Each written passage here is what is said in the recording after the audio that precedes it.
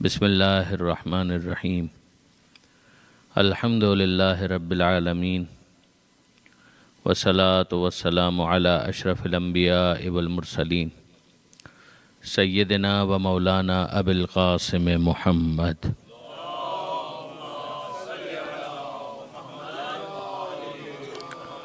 و اہل بیتہ الطیبین الطاہرین المعصومین المظلومین المنتجبین المنتخبین المیامین لا سیما علی الامام المنتظر والحجۃ الثانی عشر الذین اذهب اللہ عنہم الرجس وطہرہم تطہیرا۔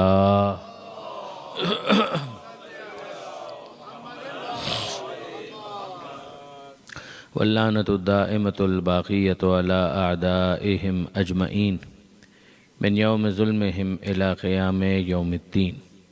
رب اشرح لی صدری ویسر لی امری واحلل عقدۃ من لسانی یفقہوا قولی وجعلنی خالصا لوجہک الکریم یا اللہ۔ صلوات علی محمد وآل محمد۔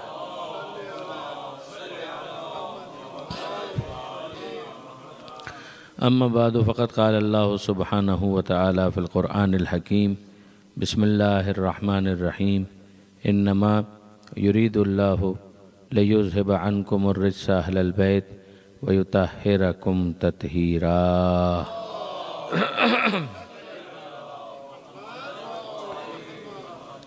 برادران عزیز و خانان محترم، آیہ تطہیر کے ذیل میں قرآن و اہل بیت کے موضوع پر کچھ گزارشات ہم آپ کی خدمت میں پیش کرنے کی سعادت حاصل کر رہے ہیں۔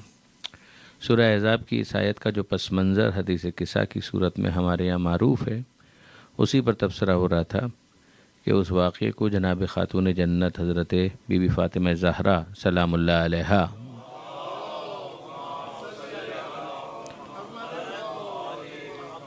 جس طرح سے بیان فرماتی ہیں، اس میں آمد پیغمبر کا تذکرہ ہے، ضعف کا ذکر ہے۔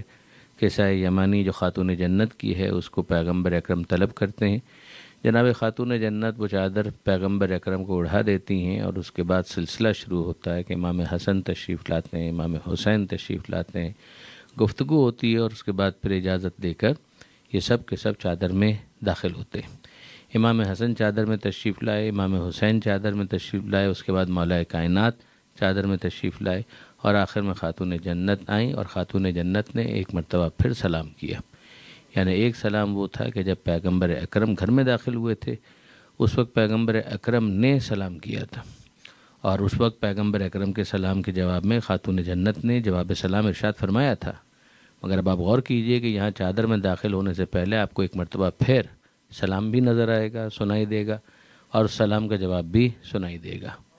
یہ بہت حیران کن بات ہے کہ اگر آپ غور فرمائیے کہ جب گھر میں کوئی داخل ہوتا ہے تب تو وہ سلام کرتا ہے، مگر جب گھر ہی کے اندر آ گئے تو پھر اس کے بعد ایک مرتبہ پھر سلام کرنے کا کیا موقع اور محل بنتا ہے۔ آپ اگر غور کیجئے تو اندازہ ہوگا کہ جب امام حسن تشریف لائے تو انہوں نے جناب خاتون جنت کو سلام کیا، امام حسین تشریف لائے، جناب خاتون جنت کو سلام کیا، مولا کائنات تشریف لائے، خاتون جنت کو سلام کیا، اور ان سب سے پہلے خود پیغمبر اکرم تشریف لائے تو جناب سیدہ کی بارگاہ میں پیغمبر اکرم نے بھی سلام پیش کیا، اور وہی جواب سلام کا جو سلسلہ جو ہونا چاہیے تھا اسی کے مطابق ہو گیا۔ اب امام حسن جب چادر میں تشریف لا رہے ہیں تو ظاہر ہے کہ یہ پیغمبر اکرم سے پہلی ملاقات ہے، گھر میں یہ پہلی ملاقات ہے۔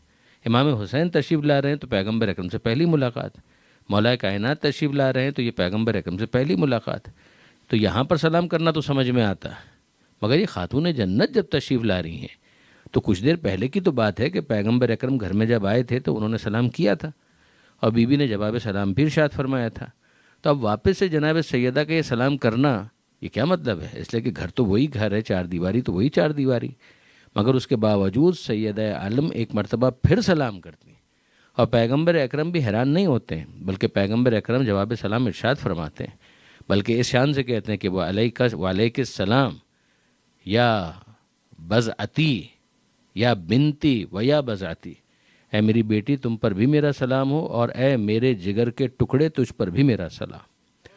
تو یہ پیغمبر اکرم کا حیرت کرنے کی بجائے جواب سلام ارشاد فرمانا، یقین کیجئے مجھے تو بہت حیرت زدہ کرتا ہے کہ اگر تھوڑی دیر پہلے کی بات ہے، 10 منٹ پہلے، 5 منٹ پہلے، 15 منٹ پہلے اگر کسی سے گفتگو ہوئی اور سلام اور جواب سلام ہو چکا ہو تو پھر واپس سے یہ سلام کرنے کا کون سا موقع اور محل ہے؟ میں چاہوں گا کہ آپ اس کے اوپر غور فرمائیں، اور یقین جانیے کہ اس کا جواب ہمیں اس صورت میں ملے گا کہ جب ہم اس بات کو سمجھیں کہ لفظوں میں جو انما پروردگار عالم نے پہرا بٹھایا ہے، انما ہے کلمہ حصر، انما یرید اللہ لیذھب عنکم الرجس اہل البیت، تو یہ کلمہ حصر ہے، یعنی جس کے ذریعے سے کنفائن کیا جائے، بس اور بس، جز این نیس، دے اینڈ اونلی دے، جو اس وقت ہیں چادر میں، انہی کی بات ہو رہی ہے، ان کے علاوہ کسی اور کی بات نہیں ہو رہی۔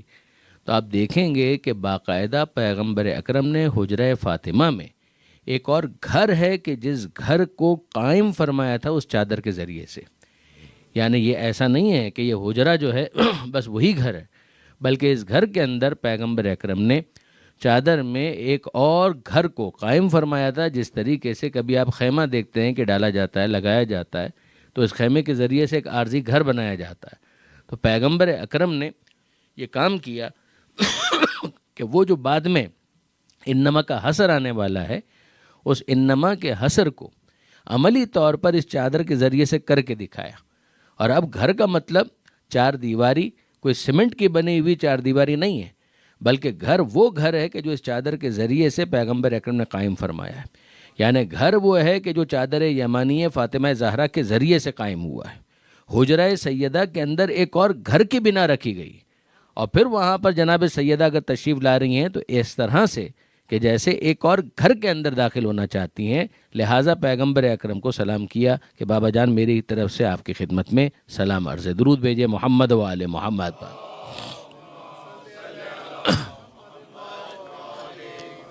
یہ وہ باتیں ہیں کہ جن کے ذریعے سے آگے مجھے واقعاً کچھ مدد لینی ہے اپنے بیانات کے لیے، لہٰذا میں چاہ رہا ہوں کہ تمہیدات آپ کی خدمت میں عرض کرتا چلا جاؤں۔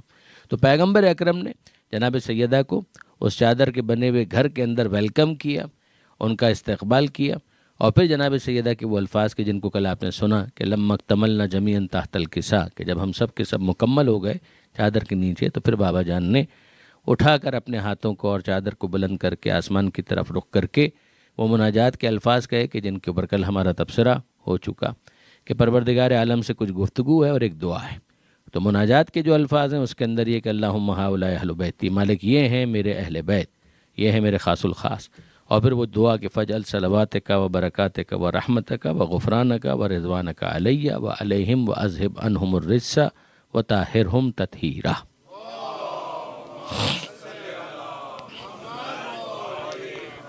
جیسے اور میں نے آپ کی خدمت میں عرض کیا تھا کہ وہاں پھر ذکر کا انداز اس طرح سے ہوا کہ ایک مجلس آل محمد یا ایک محفل آل محمد، ایک مناقب کی محفل وہ زمین پر قائم تھی اس چادر میں، اور پھر اس کے بعد ایک اور محفل ہم کو نظر آتی ہے جو آسمان میں خود پروردگار عالم نے قائم فرمائی۔ ملائکہ کو مخاطب کر کے کہا کہ اے ملائکہ سنو میری بات، یعنی ذاکر بدل گیا، پہلے پیغمبر اکرم ذاکر تھے اور اب پروردگار عالم ذاکر، اور پھر اس کے بعد جو تیسرے ذاکر کا انٹروڈکشن ہمارے سامنے ہوتا ہے وہ خود جناب جبرائیل ہے۔ یعنی پھر آپ دیکھیں گے کہ الفاظ کم و بیش تھوڑے سے فرق کے ساتھ وہی ہیں، مگر اب جناب جبرائیل بھی جو اب تک مجلس میں گویا سامع کی حیثیت سے موجود تھے، اب وہ پروردگار عالم کی بارگاہ میں یہ پوچھنے کے بعد کہ یہ ہیں کون، جواب مل گیا کہ ہم فاطمہ تو و ابوہا و بالوہا و بنوہا، یہ فاطمہ ہیں، فاطمہ کے بابا ہیں، فاطمہ کے شوہر ہیں اور فاطمہ کے بیٹے ہیں۔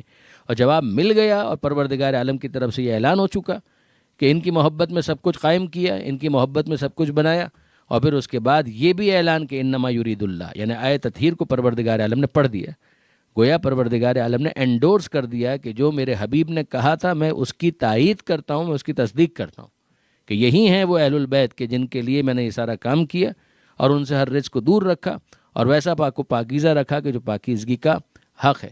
اور اب جناب جبرائیل علیہ السلام جو کچھ ذاکر بننے کی تمہید ہو رہی ہے تو یہ کہتے ہیں کہ اے پروردگار کیا مجھے اجازت ہے ان اہبط الی الارض لاکون معہم سادسا، کیا مجھے اجازت ہے کہ میں زمین پر اتر کر ان 5 کے ساتھ چھٹا بن جاؤں؟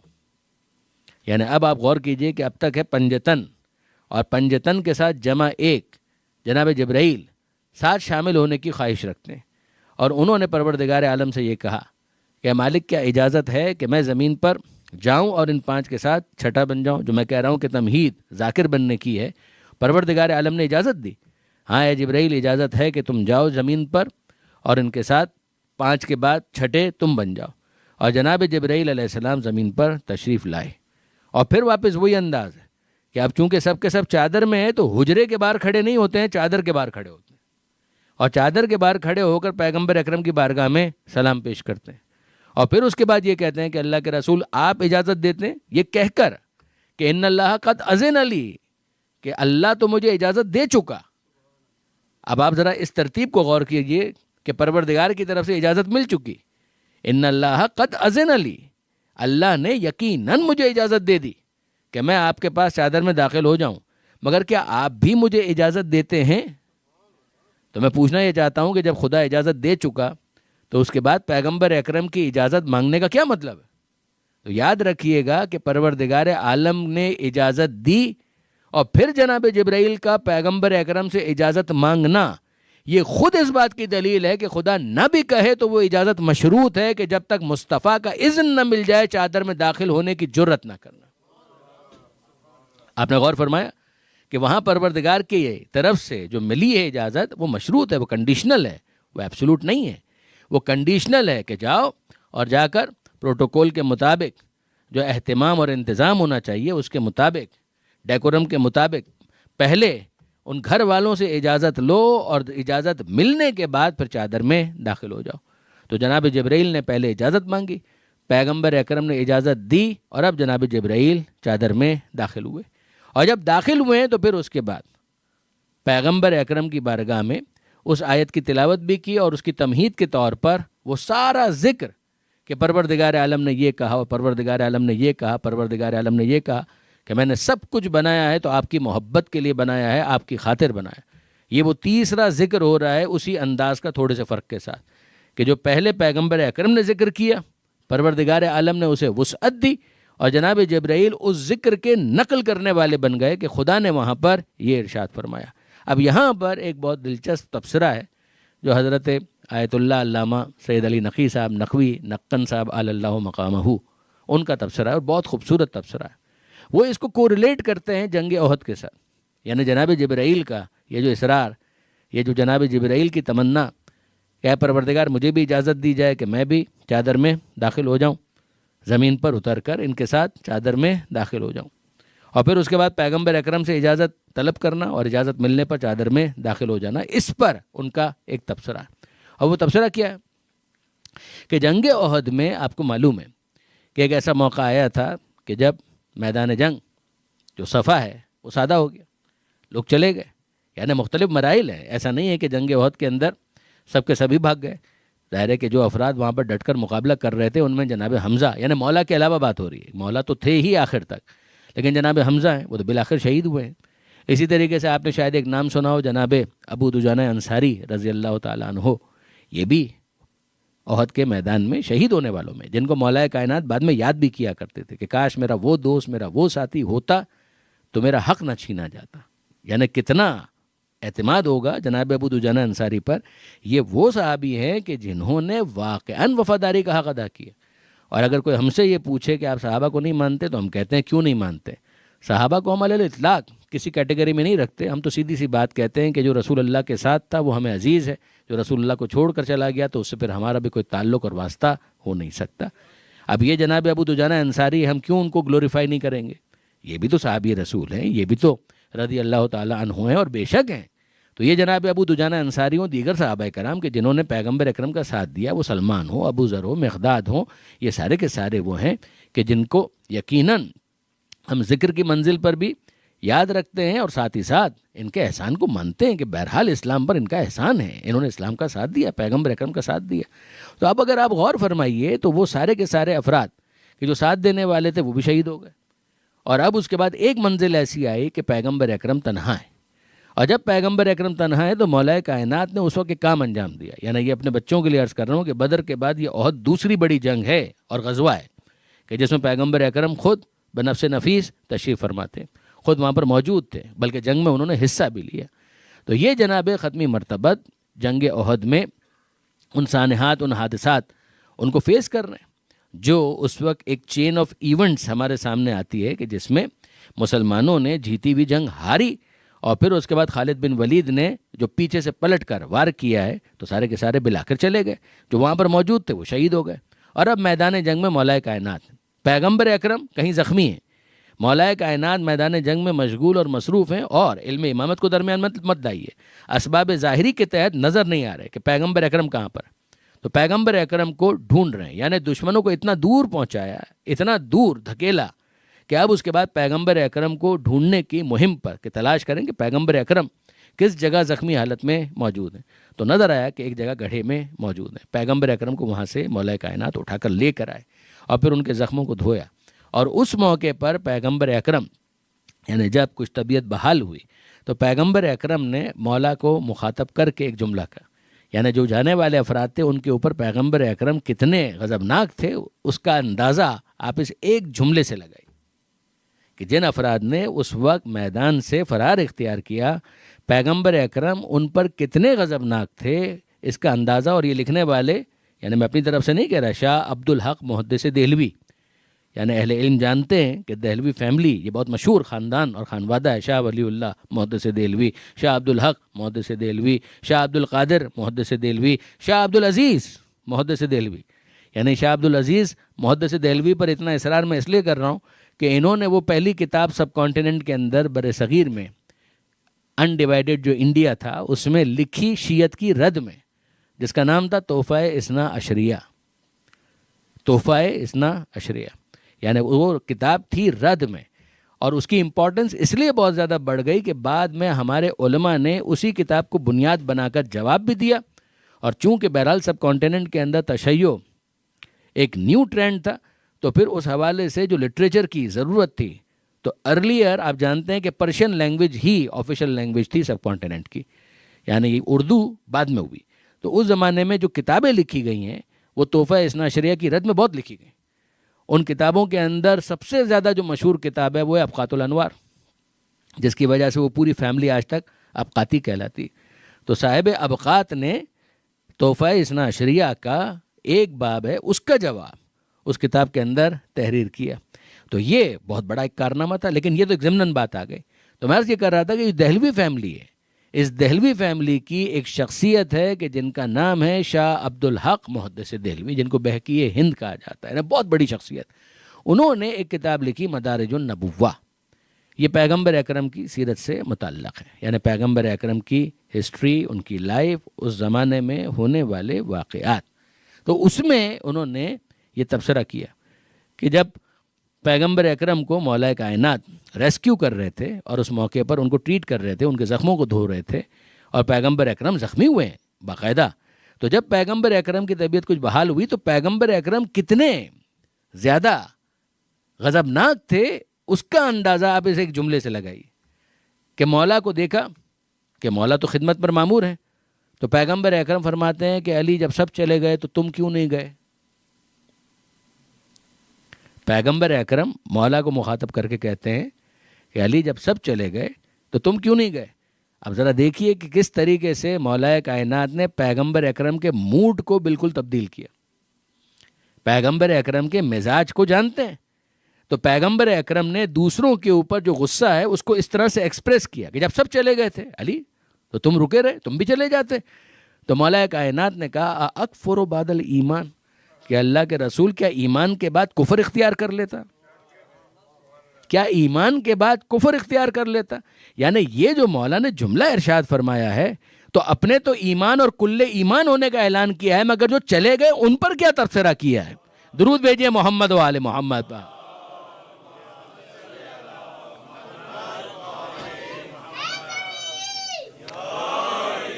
کفر و ایمان کی میزان و معیار ہے کرار اور فرار ہونا، کہ اگر میدان میں ثبات قدم ہے تو اس کا مطلب یہ ہے کہ واقعاً وہ اپنے اس کاز سے سنسیئر ہیں، تو مولا کائنات پورے ثابت قدمی کے ساتھ موجود تھے۔ اب اس کے بعد جو کیفیت آتی ہے وہ یہ کہ مولا کائنات پیغمبر اکرم کے بہاف پر پیغمبر اکرم سے دفاع کر رہے ہیں، اور پیغمبر اکرم باقاعدہ، اب ظاہر ہے کہ وہ دشمن جو ہے وہ بھی پلٹ کر آ رہا ہے، جس کو پہلے مولا کائنات بہت دور تک دھکیل چکے ہیں، پش کر چکے ہیں، بٹ دے آر ریٹرننگ، اور جب وہ آ رہے تھے تو پیغمبر اکرم چاروں طرف سے، تو پیغمبر اکرم زخمی ہیں، خود اس وقت مقابلہ کرنے کی پوزیشن میں نہیں ہیں، تو پیغمبر اکرم باقاعدہ گائیڈ کرتے، علی یہاں سے حملہ ہو رہا ہے، علی وہاں سے حملہ ہو رہا ہے، یہاں سے ذرا دیکھو، وہاں سے ذرا دیکھو، اور پھر اس کے بعد وہ کیفیت ہوئی کہ جس میں مولا کائنات کی تلوار ٹوٹ گئی. اور جب تلوار ٹوٹی ہے تو آپ جانتے ہیں کہ اس وقت جناب جبرائیل ذوالفقار لے کر زمین پر تشریف لائے. اور جب ذوالفقار سے مولا کائنات نے حملہ کرنا شروع کیا تو اس موقع پر جناب جبرائیل نے پہلے تو وہ قصیدہ پڑھا کہ لا فتح الا علی لا سیف الا ذوالفقار، کہ اگر کوئی جوان ہے تو علی اور اگر کوئی تلوار ہے تو ذوالفقار. یہ جناب جبرائیل نے قصیدہ پڑھا، یعنی علی کا قصیدہ بھی پڑھا اور ذوالفقار کا قصیدہ بھی پڑھا. تو میں نے آپ کی خدمت میں پہلے ہی عرض کر دیا کہ مضاف میں وزن پیدا ہوتا ہے مضاف الیہ کی وجہ سے، کہ یہ علی کا ہاتھ ہے کہ جس کی وجہ سے ذوالفقار بھی اس قابل ہو گئی کہ اس کا قصیدہ پڑھا جا سکے کہ لا فتح الا علی لا سیف الا ذوالفقار.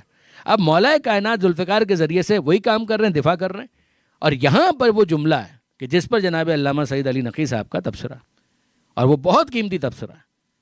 ہوا یہ کہ جب امیر المومنین مقابلہ کر رہے تھے تو تنہا امیر المومنین تنہا پوری فوج کا مقابلہ کر رہے ہیں، اور اس مقابلے اور اس ثبات قدم اور اس بہادری اور شجاعت اور وہ جو ایکٹ آف گیلنٹ اینڈ ویلر جس کو آپ کہیں گے، وہ بریوری، اس کو دیکھ کر جناب جبرائیل نے ایک جملہ کہا.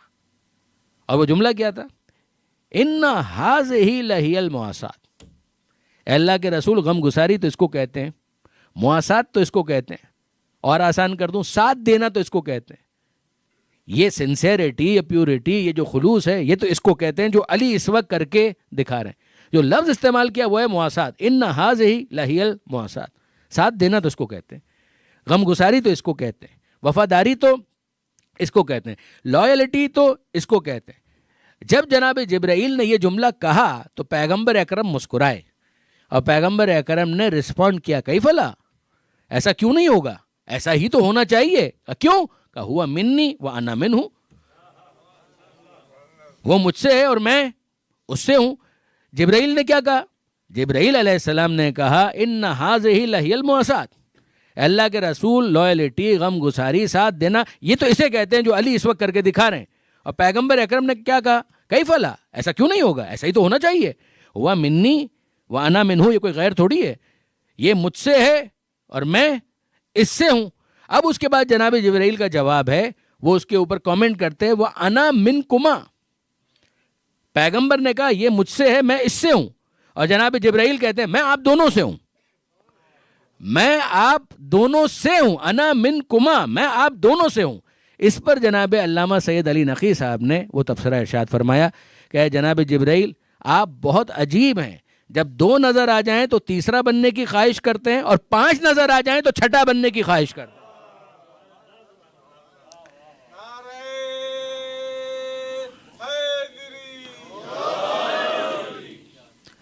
مومنین تھوڑا تھوڑا آگے تشریف لائیے، درود بھیجیے گا محمد و آل محمد.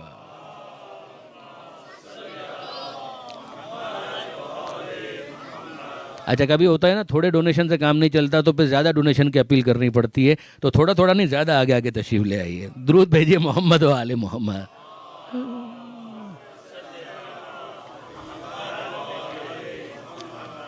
تو یہ واقعاً بہت قیمتی تبصرہ تھا کہ وہ فرماتے ہیں کہ جناب جبرائیل اگر میرے سامنے آ جائیں تو میں ان کے سامنے یہ کہوں گا، پورے احترام کے ساتھ کہوں گا، لیکن یہ کہ یہ کہوں گا کہ آپ بہت عجیب ہیں. جب آپ کو 2 نظر آ جائیں تو آپ کہتے ہیں میں آپ میں سے تیسرا ہوں، آپ دونوں سے ہوں. اور اگر 5 آپ کو چادر میں نظر آ جائیں تو پروردگار عالم کی بارگاہ میں آپ نے اپلیکیشن ڈال دی کہ مجھے اجازت دی جائے کہ میں زمین پر اتر کر 5 کے ساتھ چھٹا بن جاؤں. تو یہ آپ کا معاملہ بڑا عجیب ہے. مگر پھر اس کے بعد ایک دوسرا تبصرہ ان کا، وہ فرماتے ہیں کہ اسی سے آپ آل محمد کے مقام کا اندازہ کیجیے. یعنی کیا مطلب؟ کہ اسی سے آپ آل محمد کے مقام کا اندازہ کیجئے. انہوں نے کبھی فرشتوں میں شامل ہونے کی خواہش نہیں کی، فرشتے نے ان میں شامل ہونے کی خواہش کی ہے. درود بھیجئے محمد و آل محمد.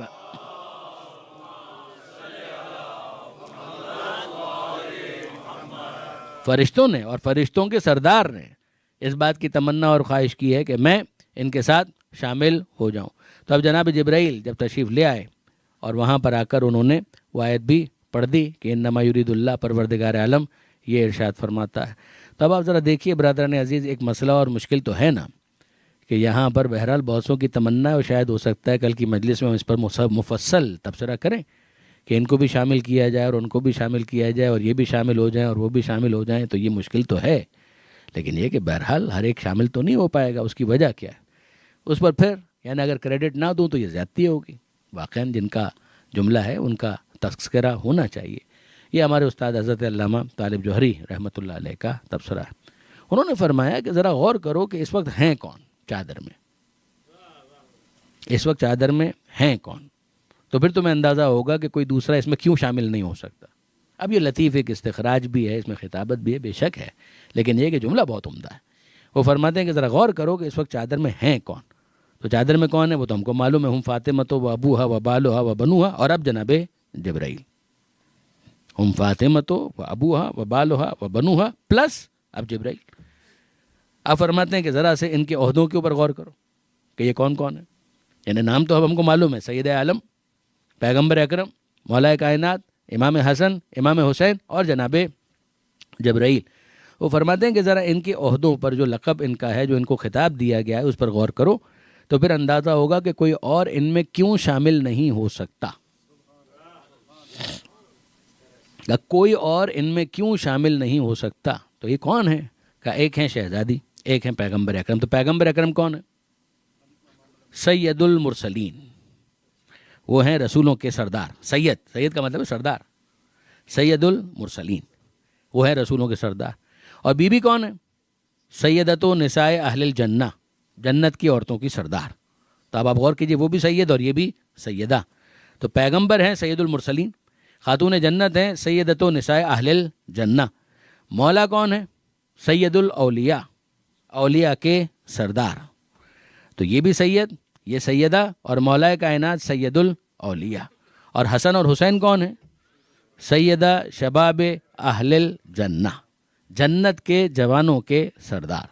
تب آپ غور فرمائیے، یہ مسلسل سید، سیدہ، سید اور پھر سیدہ شباب اہل الجنہ، یہ تثنیہ کے ساتھ ہے نا.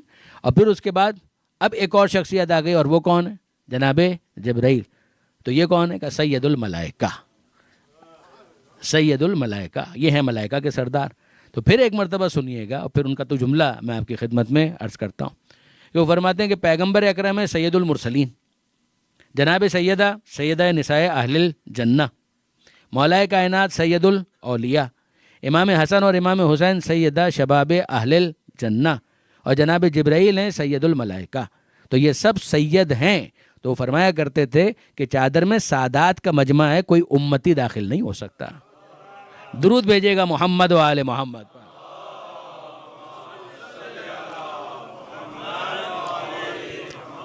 اور اب جو اس کا امپیکٹ ہے نا، ذرا اس کے اوپر بھی کچھ غور کیجیے گا. جو اس کا ایک امپیکٹ آتا ہے ذرا اس پر بھی توجہ کیجیے گا. کہ آپ ذرا دیکھیے آیت کیا ہے. آیت یہ ہے کہ انما یرید اللہ لیذھب عنکم الرجس. یہ رجس کا لفظ، یہ رجس کا لفظ انما کلمہ حصر میں پہلے عرض کر چکا کہ جس کے ذریعے سے کنفائن کیا جائے، یعنی اس کو مقید کیا جائے. یرید اللہ ارادہ پروردگار. کیا ہے ارادہ پروردگار؟ لیذھب عنکم، کہ تم سے دور رکھا جائے. کیا دور رکھا جائے؟ الرجس، رجس کو دور رکھا جائے. یہ جن کو مخاطب کیا جا رہا ہے وہ کون ہے؟ اہل البیت، اے اس گھر والوں. وَيُطَهِّرَكُمْ، اور ویسا پاک و پاکیزہ رکھا جائے، تطہیرہ جو پاکیزگی کا حق ہے. اب یہاں پر لفظ رجس کے اوپر ایک بحث ہے کہ رجس کا مطلب کیا ہے. تو رجس کا مطلب ہے نجاست. یعنی اگر آپ لغت کھول کر دیکھیں تو رجس کا مطلب ہے نجاست، رجس کا مطلب ہے خباثت، رجس کا مطلب ہے آلودگی، کنٹیمنیشن، پولوشن. یعنی ہر وہ چیز کہ جس کو آپ گندگی کہہ سکتے ہیں، چاہے عرفن چاہے شرعن، یہ سب کا سب رجس کا مصداق ہے. اور لغت میں آپ کو اس کے شواہد مل جائیں گے. یہ ہو گیا لغت سے. اب اس کے بعد اگر آپ اس کو خود قرآن مجید میں تلاش کریں تو آپ کو بعض مصادق مل جائیں گے. یعنی رجس اس کے بارے میں اعلان ہو رہا ہے کہ دور رکھا. پروردگار عالم کا فیصلہ یہ ہے کہ دور رکھے. اب سوال یہ پیدا ہوتا ہے رجس کیا ہے. تو رجس کا ایک ہو گیا ڈکشنری کے ذریعے سے میننگ، کہ جس کو ہم نے ابھی ٹریس کیا اور آپ کے سامنے عرض کیا. نجاست کہہ لیجئے، خباثت کہہ لیجئے، کوئی پلید ہے تو وہ آلودہ ہے، تو وہ کنٹیمنیشن ہے، تو وہ پولوشن ہے، تو وہ اینی تھنگ کہ جس کو آپ نیگیٹیولی سمجھ سکتے ہیں، وہ سب کا سب رجس ہے. قرآن مجید کھول کر دیکھیے، تو آپ کو قرآن مجید کے اندر رزق کے مصادق ملیں گے. یعنی یہ لفظ کس کے اوپر اپلائی کیا گیا؟ یہ لفظ کس کے اوپر اپلائی کیا گیا؟ فَاجْتَنِبُوا الرِّجْسَ مِنَ الْأَوْثَانِ. اپنے آپ کو بچاؤ. کس سے؟ الرجس، رجس سے بچاؤ. کون سا رجس؟ من الاوثان، بتوں کے رجس سے اپنے آپ کو بچاؤ. یعنی آئیڈل ورشپنگ کے قریب مت جاؤ، وہ رجس ہے. تو ہم کو سمجھ میں آیا کہ جو شرک ہے اس کے اندر رجس ہے. ایک بات سمجھ میں آئی. اور سنیے، قرآن مجید میں پروردگار عالم فرماتا ہے کہ انما الخمر والمیسر والانصاب والازلام رجس من عمل الشیطان فاجتنبوہ. خمر کا مطلب ہے شراب، لکر. انما الخمر والمیسر، میسر کا مطلب ہے گیمبلنگ. والانصاب والازلام، انصاب کا مطلب ہے بت پرستی. ازلام ایک خاص قسم کی جوئے کا نام ہے کہ جس کے اندر پانسے وہاں پھینکے جاتے تھے. اور یہ سب کا سب کیا ہے پروردگار کی نظر میں؟ کہ رجسن، یہ رجس ہے. من عمل شیطان، شیطان کا عمل ہے. فاجتنبوہ ہو، تو اس سے اپنے آپ کو بچاؤ. تو ہم کو سمجھ میں آیا کہ یہ بھی ایک فہرست آ گئی. تو بت پرستی رجس ہے، شراب رجس ہے، گیمبلنگ یہ رجس ہے. یہ ساری چیزیں رجس کا مصداق ہے. اور پروردگار عالم نے کہا لیذھب عنکم الرجس اہل البیت. اب یہاں پر ایک تیسرا جو رخ ہے وہ پیش کیا علماء نے، اور واقعاً نقطہ رسی ہے، کوئی شک نہیں، لیکن بہت عمدہ ہے.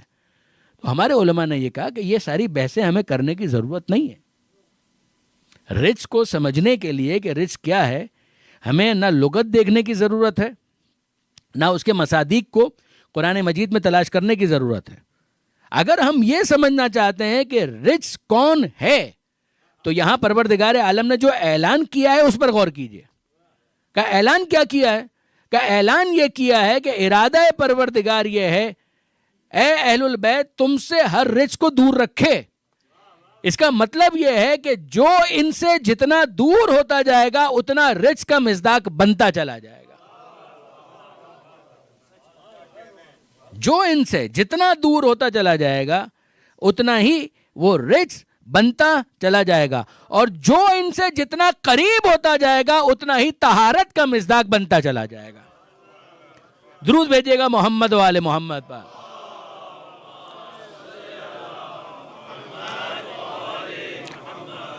آپ نے غور فرمایا؟ یعنی لفظ رزق کے حوالے سے خدا کا یہ اعلان ہے انکم، ان للبعد، ان آتا ہے دور کرنے کے لیے. انکم، پروردگار عالم لیذھب کا انکم کے ذریعے سے مزید اس کے اندر تاکید پیدا کی.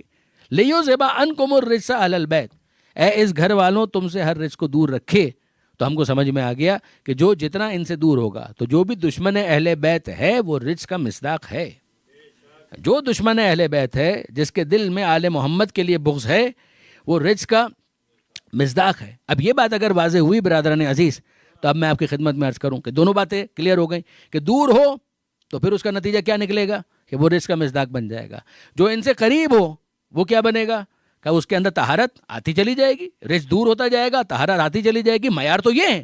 تو پھر اب اس کے بعد ہمیں حیرت نہیں ہونی چاہیے کہ کسی کے لیے یہ اعلان کر دیا جائے کہ السلمان منا اہل البیت.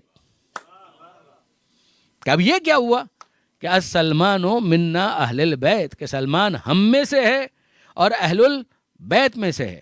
تو یہ اہل البیت میں سے کیوں ہے؟ کہ اس لیے کہ اس گھرانے سے اتنے قریب ہو گئے کہ چادر میں تو داخل نہ ہو سکے، چادر میں تو داخل نہ ہو سکے، مگر چادر کے باہر رہتے ہوئے بھی جو انتہائی قربت ایک انسان کے لیے ممکن تھی اس کو کچھ انہوں نے حاصل کیا.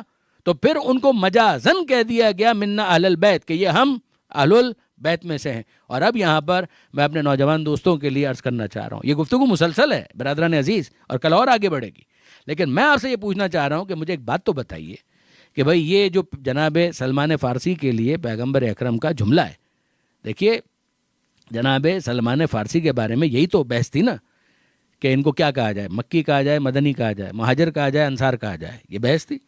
لیکن مدنی تو وہ اس معنی میں قطعاً نہیں تھے، لیکن یہ ہے کہ کیا کہا جائے، مہاجر کہا جائے، انصار کہا جائے، کیا کہا جائے. عرب نہیں ہے، فارس سے ان کا تعلق ہے. یوں اگر آپ دیکھیں تو پہلے سے ہجرت کر رہے تھے اور اب بالآخر پہنچ گئے مدینہ منورہ میں، تو اس معنی میں مکہ سے ان کا تعلق تو نہیں ہے. اور یہاں پر اگر آپ دیکھیں تو یہ جنہوں نے ساتھ دیا تھا وہ کہلا رہے تھے انصار. تو اب بحثہ بحثی شروع ہوئی جنگ خندق کے موقع پر، جو جناب سلمان فارسی کا کنٹریبیوشن ہے اس کی وجہ سے. تو یہ کہہ رہے تھے یہ ہم میں سے ہیں، وہ کہہ رہے تھے یہ ہم میں سے ہیں. تو پیغمبر اکرم نے اس مشکل کو یوں حل کیا کہ انہوں نے کہا نہ تم میں سے نہ ان میں سے بلکہ منا، یہ تو ہم میں سے ہیں، یہ تو ہم میں سے ہیں. تو ہم میں سے کیا مراد؟ ہم میں سے ہیں اس کا کیا مطلب ہے؟ کہ ہم اہل البیت میں سے ہیں. تو ہم اہل البیت میں سے ہیں تو یہ سارے کے سارے اہل البیت جتنے بھی ہیں، اگر آپ امام حسن اور امام حسین کو دیکھیں تو ان کی تو ولادت ہوئی ہے مدینہ منورہ میں، مگر مولا کائنات تو ہجرت کر کے آئے تھے. جناب سیدہ وہ تو ہجرت کر کے آئی تھیں. خود پیغمبر اکرم وہ تو ہجرت کر کے آئے تھے. اور پیغمبر اکرم کہہ رہے ہیں کہ اس جھگڑے میں مت پڑو کہ تم میں سے ہیں یا تم میں سے، وہ تو ہم میں سے ہیں. یعنی نہ تم میں سے نہ تم میں سے بلکہ وہ ہم میں سے ہیں.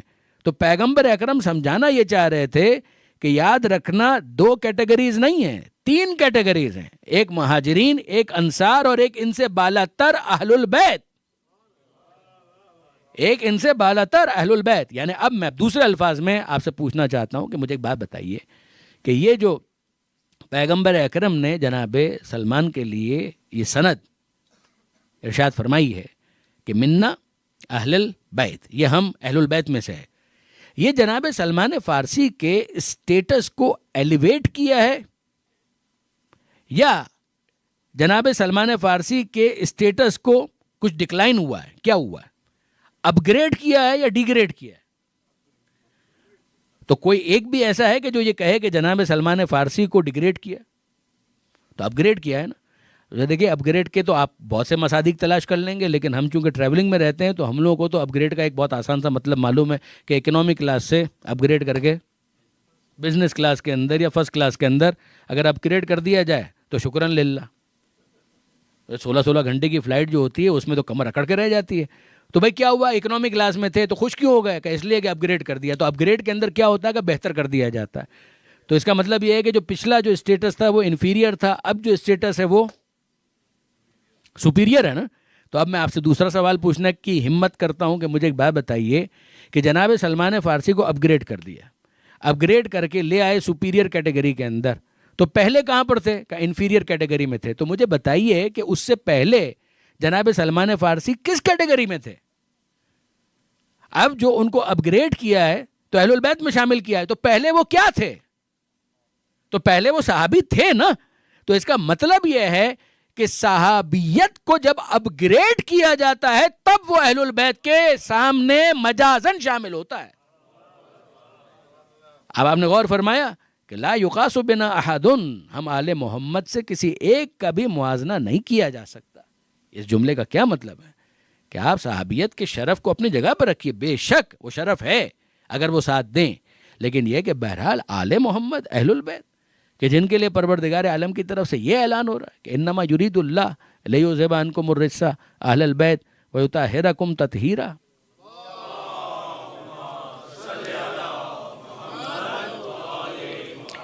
کوئی ان کے برابر نہیں ہو سکتا. اور اب ذرا اسی چیز کو جو جناب سلمان فارسی کے کیس کے اندر ہم کو سمجھ میں آئی، ذرا سا اس کو ایک اور اینگل سے دیکھیے گا.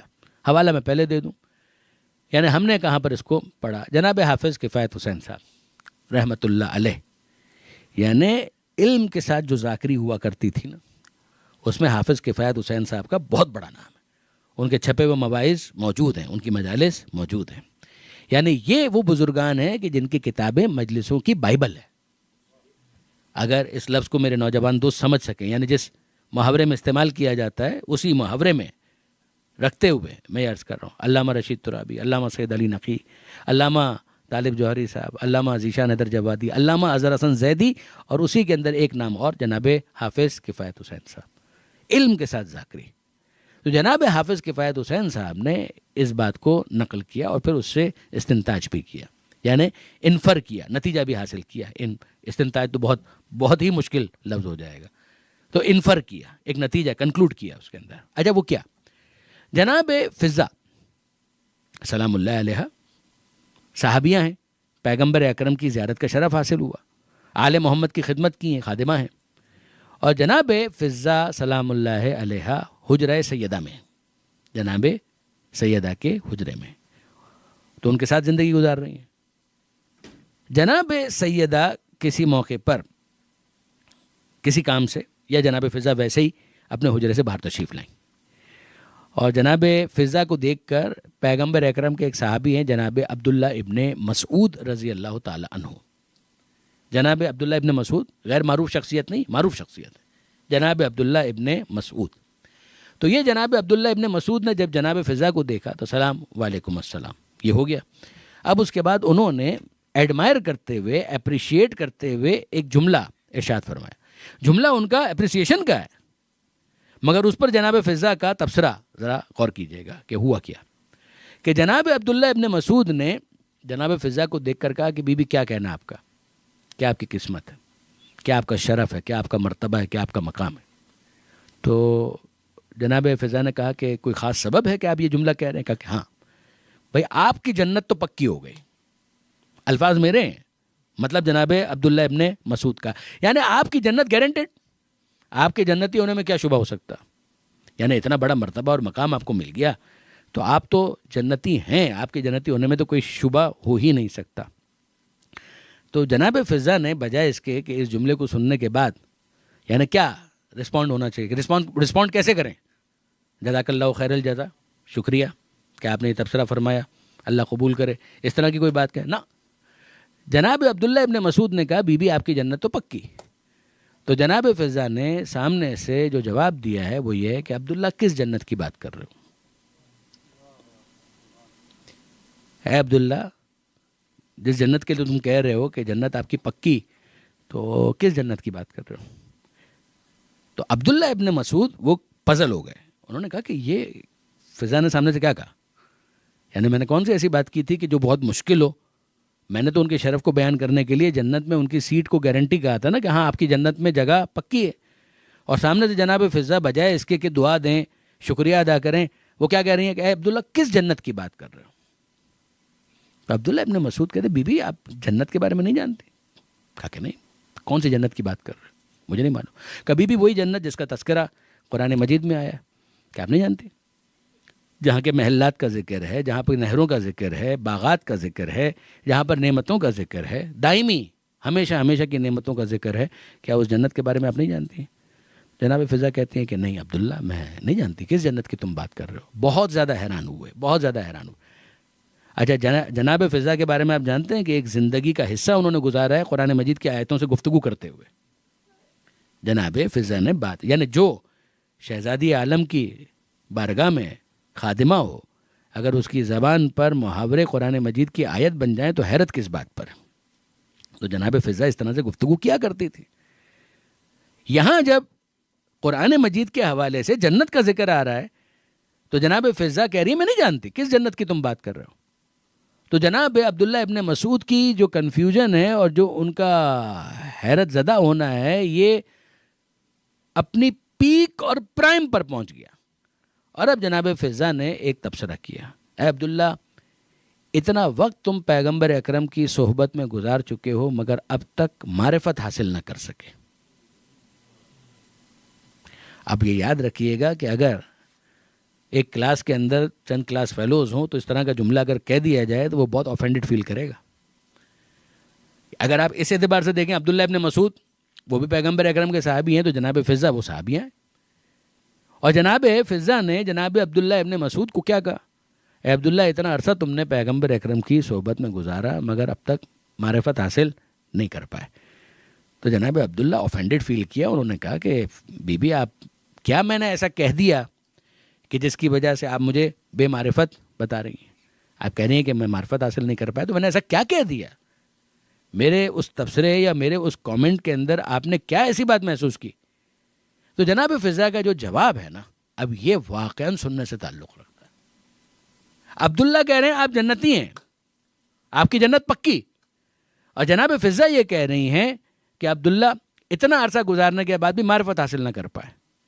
عبداللہ کہہ رہے ہیں بی بی کیوں مجھے آپ بے معرفت بتا رہی ہیں، میں نے ایسا کیا کہہ دیا؟ تو اب جناب فضا نے اشارہ کیا حجرہ سیدہ کی طرف، اور پھر اشارہ کرنے کے بعد کہنے لگیں اے عبداللہ جس کو دنیا میں اس حجرے میں جگہ مل جائے اسے کسی جنت کی تمنا ہو سکتی ہے؟ جسے اسی دنیا میں اس حجرے میں جگہ مل جائے کیا اسے کسی اور جنت کی تمنا ہو سکتی ہے؟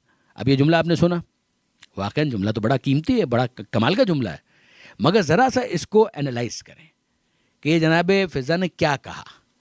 اس حجرے میں جس کو جگہ مل جائے، اس کا مطلب کیا ہوا؟ دیکھیے برادران عزیز، انتقال تو سبھی کا ہوتا ہے نا، دنیا سے تو سب جائیں گے، اور جب جاتے ہیں تو ہم لوگ دعا مانگتے ہیں. کیا مانگتے ہیں؟ وہ جو بھی ہے اس نے جانا تو ہے. کل نفس ذائقۃ الموت، اینما تکونوا یدرککم الموت ولو کنتم فی بروج مشیدہ. ہر ایک کو موت کا ذائقہ چکھنا ہے، تم کہیں پر بھی چلے جاؤ، بالآخر موت کے عفریت کے پنجے آ کر تمہیں اپنی گرفت میں لے لیں گے. یعنی کہیں پر بھی تم موت کے مقابلے میں فرار اختیار نہیں کر سکتے. اپنی زندگی کو ضائع مت کرو. یقیناً انسان پرولونگ کرے گا، اپنی صحت کا خیال رکھے گا، ایکسرسائز کرے گا، سب، لیکن بالآخر کل نفس ذائقۃ الموت، ہر ایک کو موت کا ذائقہ تو چکھنا ہے. اب اگر کسی کا انتقال ہو گیا، اور ظاہر ہے کہ جب مومن کا انتقال ہوگا تو ہم کیا دعا مانگیں گے؟ ہم یہی دعا مانگیں گے نا کہ اے پروردگار اس کو، دعا مکمل کرے میرے ساتھ، اس کو کہاں پر جگہ عطا کر؟ جنت میں جگہ عطا فرما. کیا واقعاً یہی ہماری دعا ہوتی ہے؟ صرف اتنی ہوتی ہے؟ یعنی یہاں میں آپ سے چاہوں گا کہ ذرا غور کیجئے کہ ہماری دعا کیا ہوتی ہے. مرحوم کے لیے ہم فقط اتنی دعا نہیں مانگتے کہ مالک اسے جنت الفردوس میں جگہ عطا فرما، اتنی ہماری دعا نہیں ہوتی. یعنی ایک مومن کا معیار اس سے بلند ہے. وہ صرف اتنی دعا نہیں مانگتا کہ مالک مرحوم کو جنت الفردوس میں جگہ عطا فرما، بلکہ اس کی دعا میں ایک ترقی ہے. اور وہ کیا؟ وہ یہ کہتا ہے دعا مانگتے ہوئے کہ اے پروردگار جنت الفردوس میں اعلیٰ علیین میں، جنت الفردوس میں اعلیٰ علیین میں، اور پھر جوار معصومین میں جگہ عطا فرما. اب آپ ذرا غور فرمائیے کہ ہم اپنے مرحوم کے لیے دعا کی ہمت کر پائے تو کہاں تک ہمارا خیال گیا؟ جنت میں اعلیٰ علیین میں، یعنی بلند، اعلیٰ علیین میں، جنت میں بھی بلند مقام. اور بلند مقام میں کہاں پر؟ جوار معصومین. جوار معصومین کا مطلب کیا ہوا؟ معصومین کا پڑوس.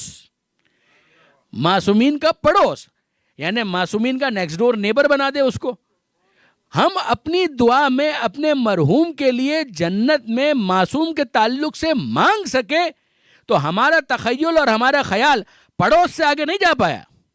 ہم اس سے زیادہ دعا نہیں مانگ پائے کہ مالک ان کو پڑوس میں جگہ عطا فرما. لیکن غور فرمائیے کہ ہم وہاں ان کا پڑوس مانگ رہے ہیں، اور جناب فضا سمجھا رہی ہیں کہ جو تم وہاں پر پڑوس مانگ رہے ہو، یہاں پر مجھے پڑوس نہیں ملا، اسی حجرے کے اندر جگہ مل گئی ہے.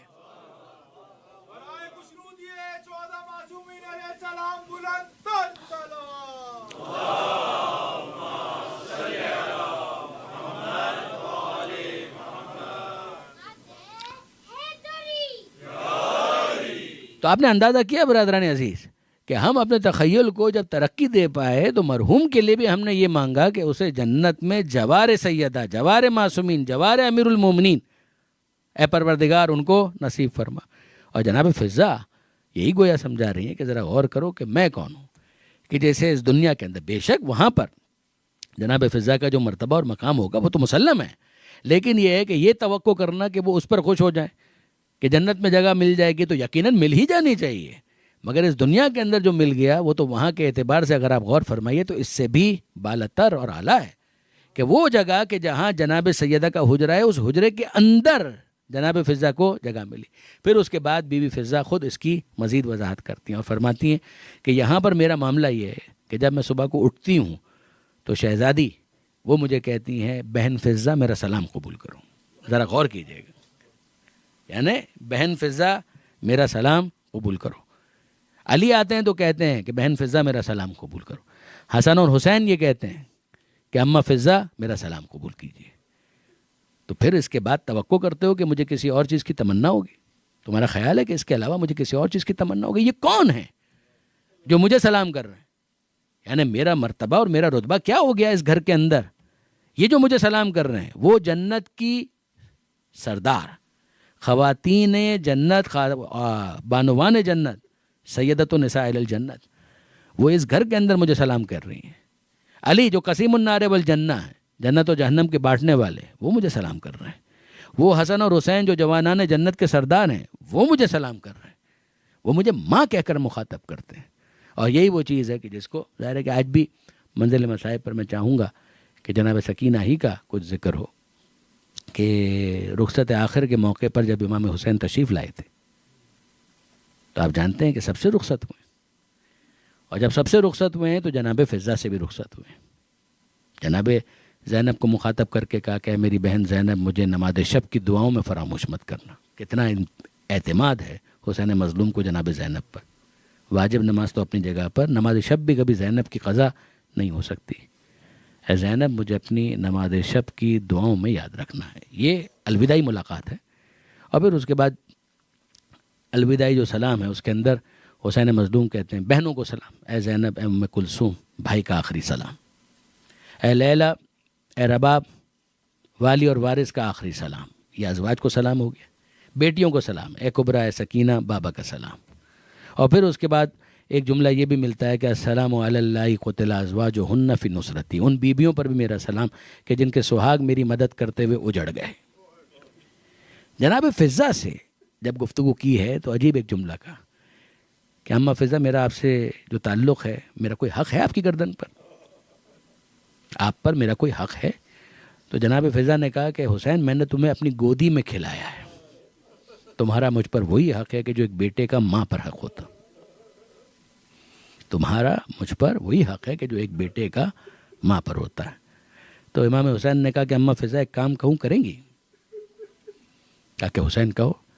کہ اماں فضہ ہو سکے تو میری سکینہ کا خیال رکھنا، میری سکینہ کو لک آفٹر کرتے رہنا. بعض مقاتل کے اندر لکھا ہے کہ جس کے بعد جناب فضہ اتنی حساس ہو گئی، ویسے تو پورے خانوادے کی خدمت کی ہے، مگر اگر کبھی کوئی سکینہ کو تماچا مارتا تو فضہ اپنا رخسار آگے کر دیتی تھی کہ اس بچی کو حسین نے میرے حوالے کیا، اگر مارنا چاہتے ہو تو مجھے مارو، اس بچی کو اذیت مت دو. کتنا بچا پائیں جناب فضہ خدا جانتا.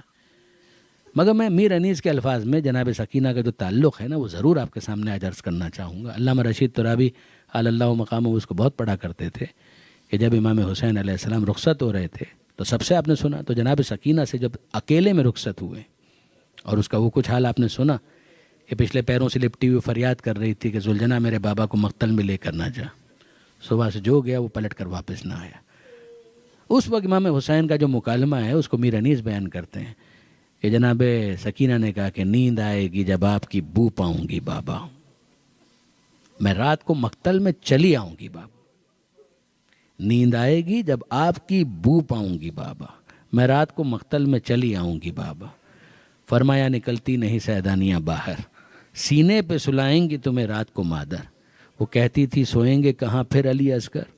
شہ نے کہا بس ضد نہ کرو صدقے میں تم پر، شب ہوئے گی اور دشت میں ہم ہوئیں گے بی بی، اصغر میرے ساتھ آج وہیں سوئیں گے بی بی. اب جو بیٹی کا معاملہ ہے نا وہ کہتی تھی بس دیکھ لیا آپ کا بھی پیار، میں آپ سے بولوں گی نہ اب یا شہ ابرار، اچھا نہ اگر کیجئے جلد آنے کا اقرار، مر جائے گی شب میں تڑپ کر یہ دل افگار. کیسی ہے یہ باتیں میرا دل روتا ہے بابا، گھر چھوڑ کے جنگل میں کوئی سوتا ہے بابا. کیسی ہے یہ باتیں میرا دل روتا ہے بابا، گھر چھوڑ کے جنگل میں کوئی سوتا ہے بابا. اصغر کبھی آپ کے ساتھ اب تک نہیں سوئے، بہلا لیا اماں نے اگر چونک کے روئے، شفقت یہ مجھے پر تھی کہ بے چین نہ ہوئے، یوں پیار کروں جس سے اسے یوں ہاتھ سے کھوئے. جیتے رہیں فرزند کے سب لخت جگر ہیں، میں آپ کی بیٹی ہوں وہ اماں کے پسر ہیں. یہ جو بیٹی کی محبت بھری باتیں ہیں صاحبان اولاد یقیناً سمجھیں گے. میں آپ کی بیٹی ہوں وہ اماں کے پسر ہیں.